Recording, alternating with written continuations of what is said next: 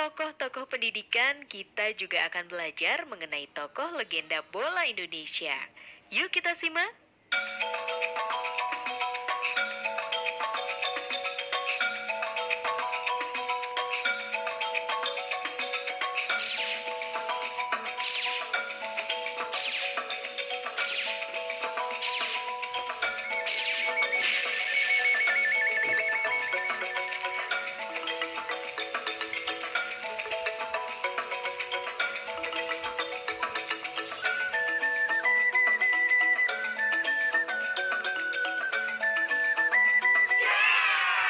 Oke saudara-saudara, kita saksikan Ramang terus membawa bola. Dia mendekati gawang dan gol!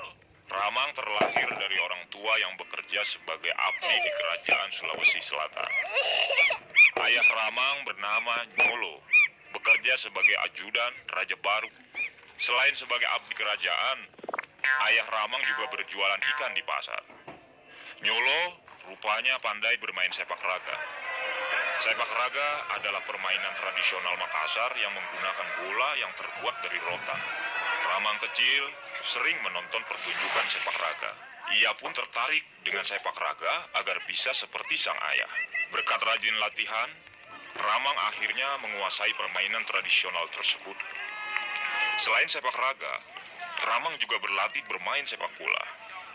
Ramang mengisi waktu bersama teman-temannya dengan bermain bola saat istirahat.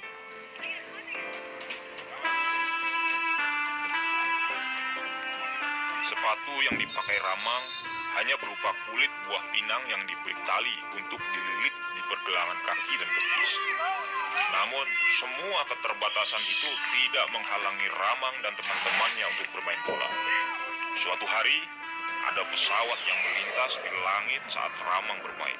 Ia takjub dengan pesawat itu. Ia ingin sekali mencoba untuk naik pesawat dan terbang di atas langit. Lantas dengan percaya diri ia berkata kepada teman-temannya, "Dengan kaki saya akan bisa naik pesawat terbang." Ramang memang gigih sejak kecil. Keinginannya sangat kuat.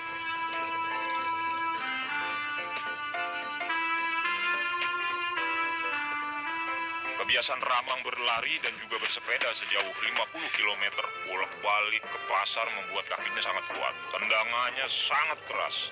Nah, langkah awal Ramang meniti karir di sepak bola bermula saat ia bergabung di Bon Baru. Bon Baru adalah perkumpulan sepak bola di daerah Baru. Saat itu usia Ramang sudah remaja. Kemampuan Ramang bermain bola semakin berkembang. Ia dipuji oleh banyak kalangan, termasuk Andi Matalata. Andi Matalata menyarankan Ramang untuk pindah ke Makassar agar Ramang bisa berlatih bola secara profesional. Setahun lebih di Makassar, Ramang baru bergabung dengan tim Ocean Football Bond atau Persatuan Sepak Bola Induk Sulawesi. Kecintaan Ramang terhadap sepak bola memang saat itu tak tertandingi. Ia merasa tidak bisa hidup tanpa sepak bola. Pada kompetisi yang diadakan oleh Makassar Football Bond atau PSM tahun 1947, Ramang berhasil menunjukkan kebolehannya. Ia mulai dibicarakan orang dari mulut ke mulut. Nah, sedikit demi sedikit ia mulai dikenal di Makassar. Pada kompetisi itu, tim Ramang pernah menang 9-0 dan hampir semua gol dicetak oleh Ramang. Berkat kehebatannya dalam kompetisi tersebut, Ramang akhirnya diajak bergabung ke PSM.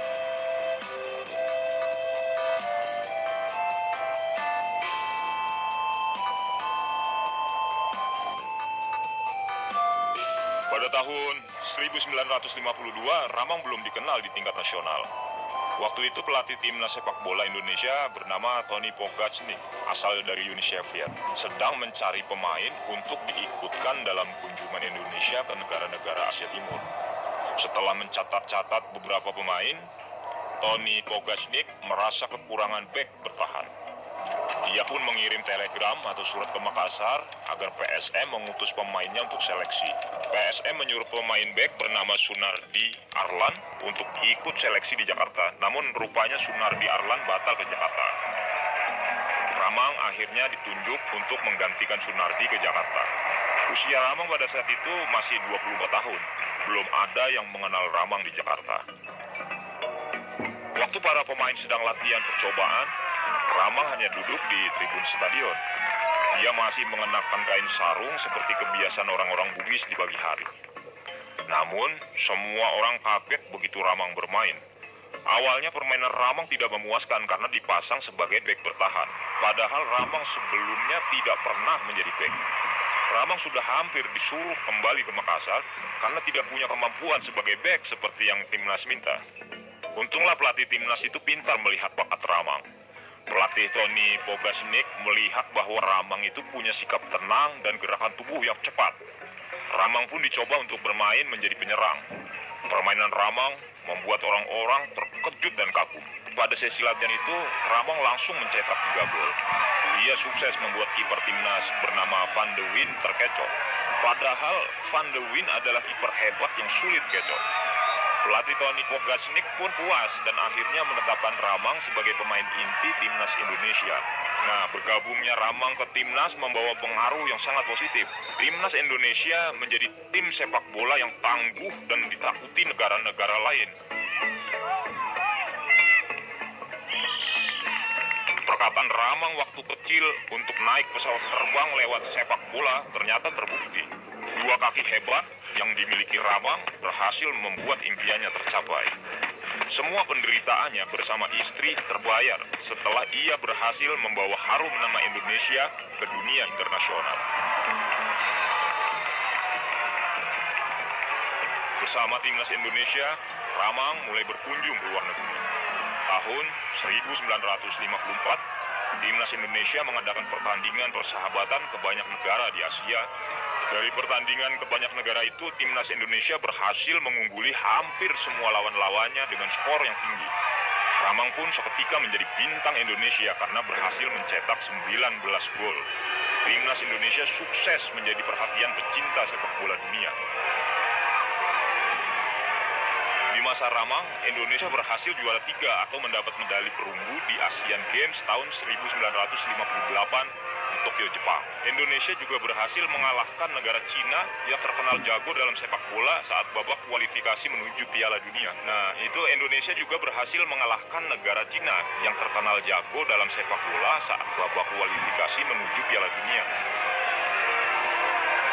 Prestasi tertinggi Ramang di timnas yaitu saat Indonesia itu berhasil masuk ke perempat final Olimpiade di Melbourne, Australia tahun 1956.